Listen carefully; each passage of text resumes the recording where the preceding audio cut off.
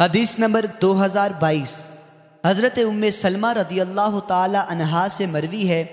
فرماتی ہے میں نے رسول اکرم صلی اللہ علیہ وسلم سے سنا، آپ فرماتے تھے جس مسلمان کو کوئی مصیبت پہنچتی ہے اور وہ اللہ تعالیٰ کے حکم کے مطابق یوں کہتا ہے ان للہ و انا الیہ راجعون، اللہم اجرنی فی مصیبتی و اخلف لی خیرا منہا الا اخلف اللہ لہ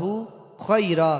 بے شک ہم اللہ ہی کے لیے ہیں اور بے شک ہم اسی کی طرف رجوع کرنے والے ہیں، یا اللہ میری اس مصیبت میں اجر عطا فرما اور اس سے بہتر عطا فرما، تو اللہ تعالیٰ اسے اس سے بہتر عطا فرماتا ہے۔ آپ فرماتی ہیں جب حضرت ابو سلمہ رضی اللہ تعالی عنہا کا وصال ہوا تو میں نے کہا ابو سلمہ سے بہتر مسلمان کون ہو سکتا ہے جس گھر نے سب سے پہلے رسول اکرم صلی اللہ علیہ وسلم کی طرف ہجرت کی۔ پھر میں نے وہ مذکورہ بالا کلمات کہے تو اللہ تعالیٰ نے ان کے بعد میرے لیے رسول اکرم صلی اللہ علیہ وسلم کو مقرر فرما دیا۔ حضور صلی اللہ علیہ وسلم سے ان کا نکاح ہوا۔ ام المؤمنین فرماتی ہیں رسول اکرم صلی اللہ علیہ وسلم نے خاطب بن ابی بلتعہ کو میرے پاس نکاح کا پیغام دے کر بھیجا